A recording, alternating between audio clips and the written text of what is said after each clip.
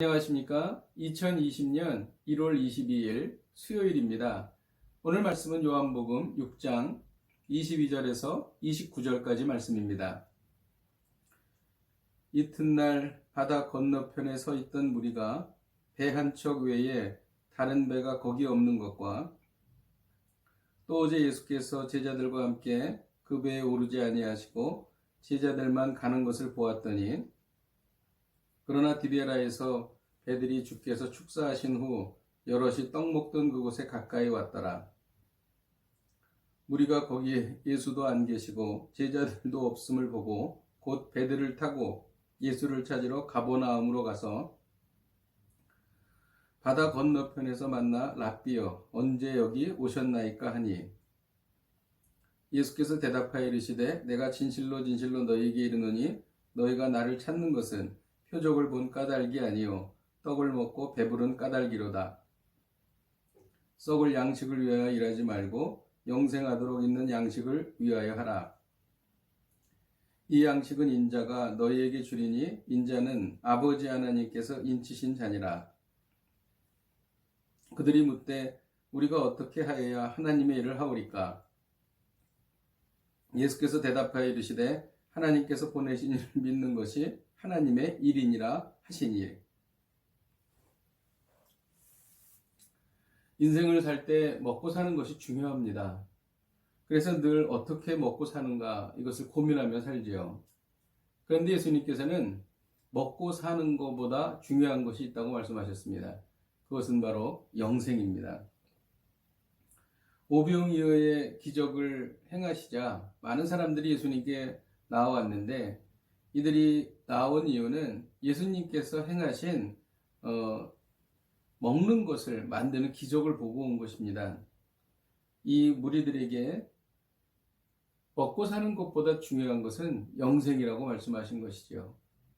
사람이 떡으로만 사는 것이 아니요 하나님의 입으로 나오는 모든 말씀으로 살 것이니라고 우리 주님은 말씀하셨습니다. 22절에 보면 이튿날 바다 건너편에 서 있던 무리가 배 한 척 외에 다른 배가 없는 것과 라는 말씀이 있습니다. 이 말씀은 어제 일어난 일로 해석해야 합니다. 어제 배가 한 척밖에 없었고 제자들이 그 배를 타고 건너편으로 갔다 이렇게 해석하는 것이 보다 자연스럽습니다. 예수님은 거기에 안 계셨죠. 그러나 예수님은 폭풍과 풍랑이 일었을 때에 바닷가 중간에서 나타나셨고 또 그들을 안전하게 목적지까지 인도하셨습니다. 23절에 보면 그러나 디베라에서 배들이 주께서 축사하신 후 라는 말씀이 있습니다. 갈릴리 바다를 왕래하는 작은 배들로 아마 폭풍을 만나서 다른 곳에서 머물고 있다가 바다가 잔잔하게 되자 벳세다로 돌아온 것입니다. 벳세다는 오병이어의 기적을 행했던 장소죠. 그래서 사람들을 거기서 싣고 가버나움으로 수송한 것으로 보여집니다. 24절에 무리가 거기에 예수도 안 계시고 제자들도 없음을 보고 곧 배들을 타고 예수를 찾으러 가버나움으로 갔다고 기록합니다. 사람들은 정말 그 오병이어의 기적을 행하신 예수님을 찾아서 가버나움까지 따라간 것입니다. 바다 건너편에서 예수님을 만났습니다. 랍비여 언제 여기 오셨나이까? 이렇게 사람들이 물어봤습니다.